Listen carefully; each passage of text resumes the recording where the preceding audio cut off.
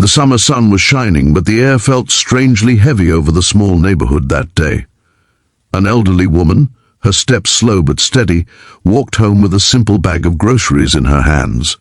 Her name was Maria Arleston, known to everyone as Grandma Maria, the woman who baked bread for neighbors who had lost family, who watered the flowers outside the community church and believed kindness could soften any heart. But even soft hearts can be shattered. The man who lived 2 streets down, a broad-shouldered and bad-tempered fellow named Royce, known for screaming fits and loud nights, had grown irritated at something no one would ever call reasonable.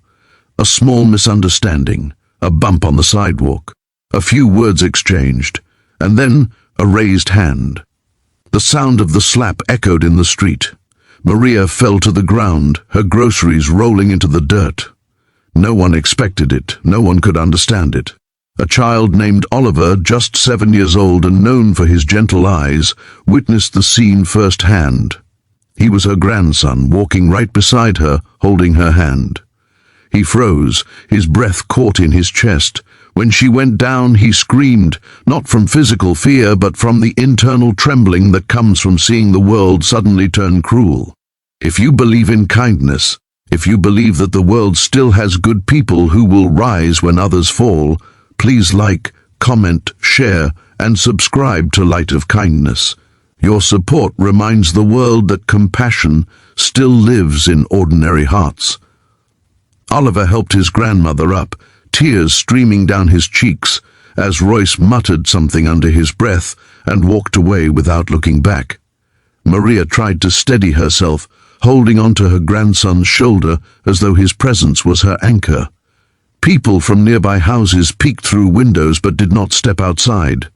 The street was quiet, suffocating in its stillness. Silence sometimes is the loudest form of abandonment. A few blocks away, the sound of engines was roaring. The Iron Star Brotherhood was a motorcycle group known in the city, not a gang, but a brotherhood that believed in loyalty and protection.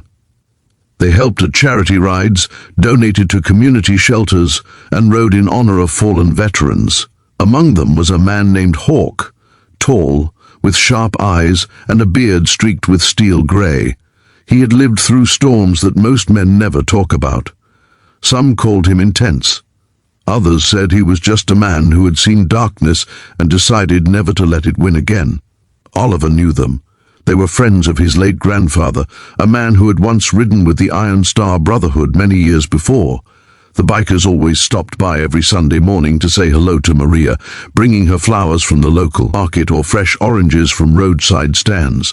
She would always say, "My boys are here," with a proud smile. Hawk spoke calmly. "You raised your hand to a grandmother, to a woman who would have forgiven you even before you apologized. To a woman who gave bread to hungry strangers and prayed for people she didn't even know. That is not strength. That is a man without dignity."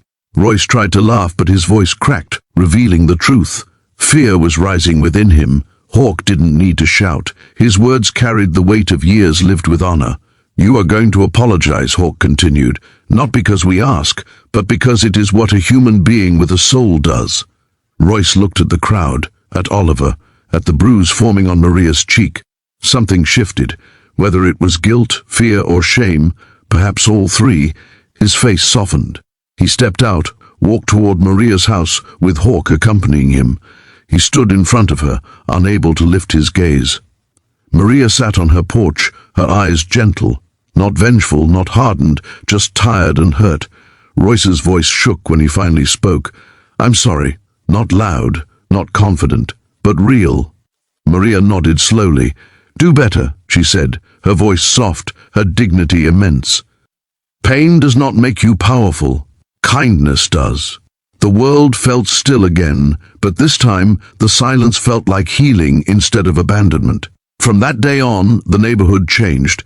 People who once ignored wrongs began stepping forward. They said hello to one another. They helped one another. Even Royce found himself volunteering to repair broken fences, help elderly neighbors carry groceries, and listen more than he spoke. Shame had opened a door, but forgiveness had allowed him to walk through it. Hawk and the Iron Star Brotherhood continued to visit Maria every Sunday. They brought flowers, laughter, stories, and sometimes just a quiet presence. Oliver grew up seeing what true strength looked like. Not fists, not loudness, but standing up for someone when others stay silent. As days turned into weeks, Maria's bruise faded, but what remained was something far more powerful, a lesson etched into the hearts of everyone who witnessed that day. That courage isn't always loud. That kindness isn't weakness. That community is not simply where people live, but where they show up for one another. If this story touched your heart, please like, comment, share, and subscribe to Light of Kindness. Your engagement helps these stories of hope reach more souls who need reminders of the good still alive in this world. Before we end, we ask something special. Please comment one word describing what kindness means to you. Maria continued living her life with grace. Oliver grew into a compassionate young man shaped by love and loyalty, and Hawk kept riding, carrying forward the quiet legacy of being a protector when it mattered most. And in that neighborhood where something cruel once happened, something beautiful bloomed instead. A promise that love, when defended, becomes stronger than fear, stronger than silence, stronger than cruelty.